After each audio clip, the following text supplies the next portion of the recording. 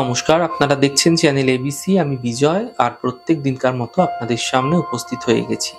আজ আমি আপনাদের সঙ্গে এখন আলোচনা করব বৃষলগ্ন সাপেক্ষে কোন রত্ন আপনাদের ক্ষেত্রে ধারণ করা উচিত এবং বৃষলগ্নের মানুষেরা কোন কোন রত্নগুলি ধারণ করতে পারবেন না, সেই সম্পর্কে বিস্তারিতভাবে আলোকপাত করার চেষ্টা করব।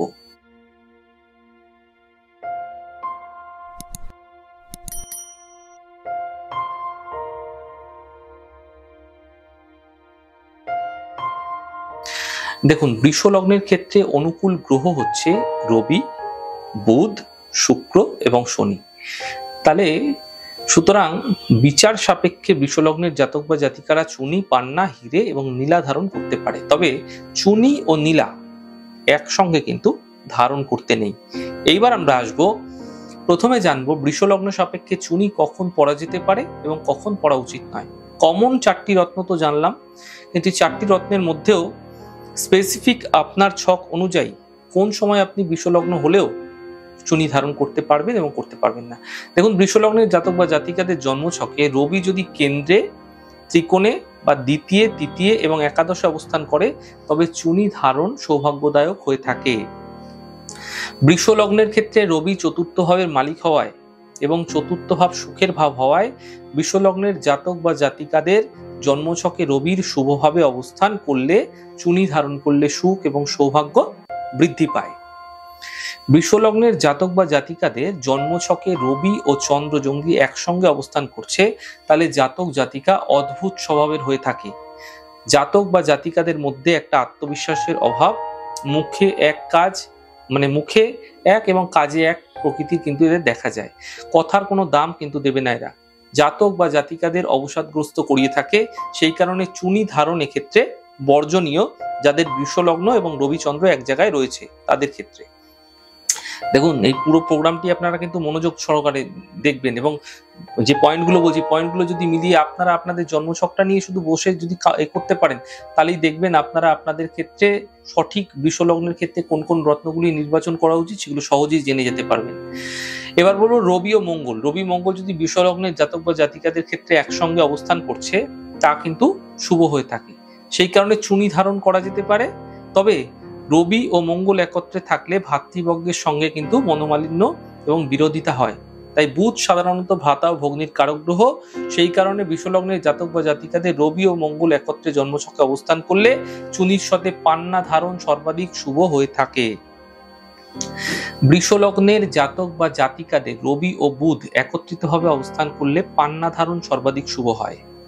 বৃষলগ্নের জাতক বা জাতিকাদের রবি ও বৃহস্পতি একত্রিতভাবে অবস্থান করলে অধিক মানসিক চিন্তা দেয়, সেই কারণে চুনি এক্ষেত্রে বর্জন করতে হবে।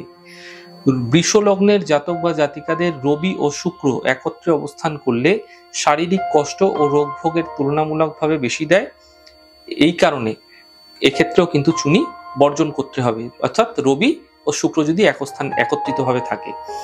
বৃষলগ্নের জাতক বা জাতিকাদের ক্ষেত্রে রবি রাহু বা কেতুর সঙ্গে যদি একসাথে অবস্থান করছে, যে কোনো সিদ্ধান্ত নিতে সমস্যা ঘটায় এবং পিতার ব্যাপারে সমস্যা বুঝিয়ে থাকে।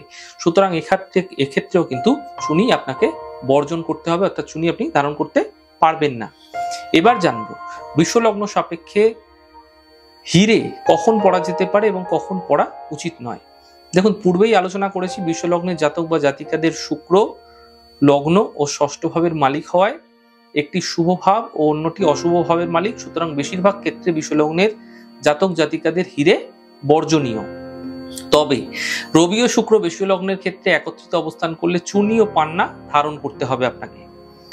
যদি রবি এবং শুক্র যদি একসাথে যোগ থাকে, সেক্ষেত্রে আপনি চুনি এবং পান্না ধারণ করতে পারেন।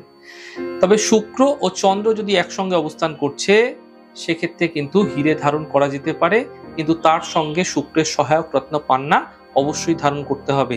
তবে হীরের কারণে আপনাদের ভাগ্যোন্নতি ঘটতে দেখতে পাবেন। শুক্র মঙ্গল যদি এক জায়গায় অবস্থান হয়ে রয়েছে, এক্ষেত্রে হিরে কিন্তু আপনারা ভুল করেও পড়বেন না, হিরে বর্জন করতে হবে। শুক্র বুধ এক জায়গায় রয়েছে বৃষলগ্নের সাপেক্ষে, আপনার বৃষলগ্নের ক্ষেত্রে বুধ ও শুক্র এক জায়গায় রয়েছে, এক্ষেত্রে জাতক জাতিকাদের একত্রে অবস্থান অশুভ। সুতরাং হিরে এক্ষেত্রে বর্জন করতে হবে। শুক্র ও শনির একত্রে অবস্থান অসফলতা দেয়, পারিবারিক কলহ দেয় ও দুর্ঘটনার যোগ দিয়ে থাকে, এটিও অশুভ সংযোগ। সুতরাং হিরে এক্ষেত্রে বর্জন করতে হবে এবং নীলা আপনারা ধারণ করতে পারবেন। এক্ষেত্রে বৃষ লগ্নের যারা জাতক রয়েছেন, যারা জাতিকা রয়েছেন, তাদের ক্ষেত্রে রাহু এবং শুক্র যদি একসঙ্গে অবস্থান করছে, এমন ক্ষেত্রে বহুবিধ সুখ প্রাপ্ত হয়ে থাকে। সুতরাং হিরে অবশ্যই এখানে ধারণীয় এবং সঙ্গে সাপোর্টিং রত্ন অর্থাৎ পান্নাও কিন্তু এক্ষেত্রে আপনাকে অবশ্যই ধারণ করতে হবে। শুধুমাত্র হিরে ধারণে কিন্তু অশুভ ফলও মিলতে পারে।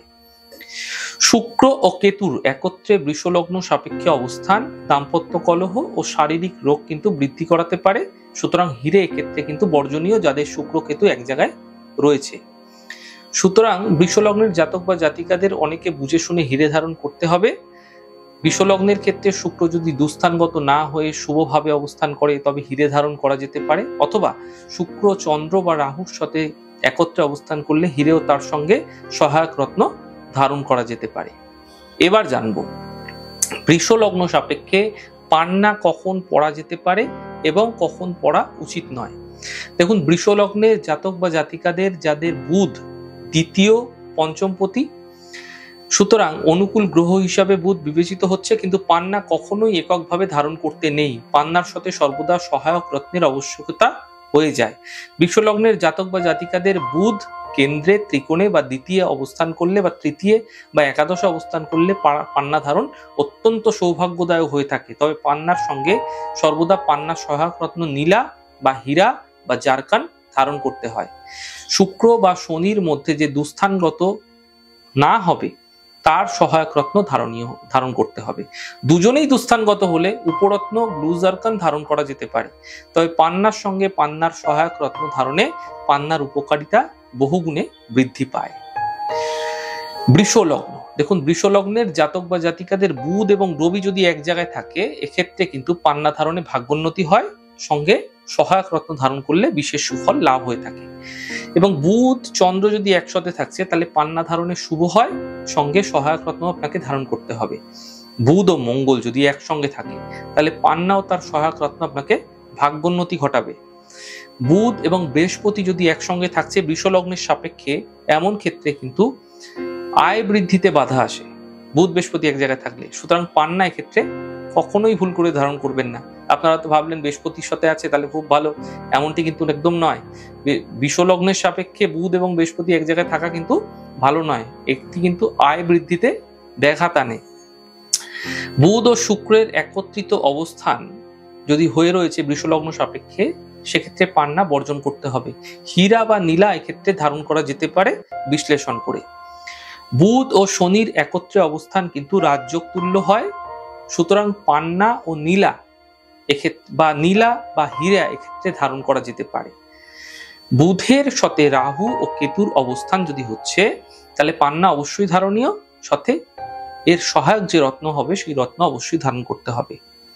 এবার জানবো বৃষলগ্ন সাপেক্ষে নীলা কখন পড়া যেতে পারে এবং কখন পড়া উচিত নয়। দেখুন, বৃষলগ্নের জাতক বা জাতিকাদের শনি নবম ও দশম অর্থাৎ কেন্দ্র ও ত্রিকোণের মালিক হওয়ায় শনি কিন্তু বৃষলগ্নের সর্বাধিক অনুকূল গ্রহ। সুতরাং বৃষলগ্নের জাতক বা জাতিকাদের কেন্দ্রে, ত্রিকোণে বা দ্বিতীয় এবং তৃতীয় ও একাদশে শনির অবস্থানে নীলা ধারণ অত্যন্ত শুভ বলে মনে করা হয় এবং ভাগ্যোন্নতির সহায়ক হিসেবে মনে করা হয়। নীলার ক্ষেত্রেও নীলার সহায়ক রত্ন ধারণ করা যেতে পারে। নীলার গুণাগুণ বহুগুণে বৃদ্ধি করে এবং নীলার অশুভ প্রভাবগুলিও নাশ করে থাকে। বৃষলগ্নের যারা জাতক জাতিকা রয়েছেন তাদের ক্ষেত্রে শনি এবং রবি যদি একসাথে অবস্থান করছে, এক্ষেত্রে নীলা ধারণীয় ও চুনি বর্জন অবশ্যই করতে হবে। চন্দ্র ও শনি একত্রে অবস্থান করলে নীলা বর্জন করতে হবে, ভুল করে নীলা ধারণ করা যাবে না। শনি ও মঙ্গল একত্রে অবস্থান করলে নীলা ও তার সঙ্গে নীলার সহায়ক রত্ন পান্না বা হীরা ধারণ করা যেতে পারে। শনি যদি মঙ্গলের সঙ্গে একসাথে অবস্থান করছে সেক্ষেত্রে। বুধ ও শনির একত্রে অবস্থানে নীলা ও পান্না বা নীলা বা হীরে আপনারা ধারণ করতে পারেন। অর্থাৎ বুধ ও শনি একসাথে অবস্থান করছে বৃষলগ্ন সাপেক্ষে, এক্ষেত্রে নীলা ও পান্না ধারণ করতে পারেন অথবা নীলা বা হীরা ধারণ করতে পারে। সেটা জন্মছকের বিচারের উপর, আমি তো আগে হীরা নিয়ে আলোচনা করলাম। তো শনি ও বৃহস্পতি যদি একসাথে অবস্থান করছে, এক্ষেত্রে নীলা কিন্তু বর্জন করতে হবে, পরিবর্তে হীরা ও পান্না ধারণ করা যেতে পারে। শনি ও শুক্রের একত্রিত অবস্থান করলে নীলা কিন্তু তার সহায়ক রত্ন ধারণে অত্যন্ত শুভ হয়ে থাকে। মাথায় রাখতে হবে, যদি শনি শুক্র এক জায়গায় অবস্থান করছে সেক্ষেত্রে নীলা ও তার সহায়ক রত্ন আপনারা ধারণ করতে পারেন, তা অত্যন্ত শুভ হবে। শনি এবং রাহু এবং শনি এবং কেতু যদি একত্রিত ভাবে অবস্থান করছে তাহলে নীলার সঙ্গে নীলার সহায়ক রত্ন ধারণ করলে আপনাদের জীবনে সৌভাগ্য লাভ হবে। তাহলে আজকে জানলাম বৃষ লগ্নের সাপেক্ষে বৃষ লগ্নের মানুষেরা কোন রত্নগুলি ধারণ করতে পারবেন, খুব কমন আপনাদের ক্ষেত্রে, এবং সেই কমন রত্নগুলি আপনারা নির্বাচন করবেন কিভাবে, কোন রত্ন আপনাদের ক্ষেত্রে যাবে আপনার জন্মছক সাপেক্ষে এবং কোন রত্নগুলি আপনাদের জন্মছক সাপেক্ষে আপনাকে সাপোর্ট করবে না, আপনার ক্ষেত্রে ক্ষতি সাধিত করতে পারে। তাই ভুল করেও ভুল রত্ন ধারণ করবেন না। রত্নের গুণাগুণ অত্যন্ত বিশেষ থাকে। আপনাদের জীবনে যদি রত্ন ভুল হচ্ছে তাহলে অবশ্যই কিন্তু সেই ভুল রত্নের খারাপ প্রভাব আপনার জীবনে অবশ্যই পড়বে। আমাদের এই ছোট ছোট আলোচনাগুলি যদি আপনাদের ভালো লাগছে সেক্ষেত্রে লাইক করতে, কমেন্ট করতে, সাবস্ক্রাইব এবং শেয়ার করতে বন্ধুদের সঙ্গে ভুলবেন না। অনেক ভালো, সুন্দর এবং সুস্থ থাকুন। আগামী পর্বে দেখা হবে। নমস্কার।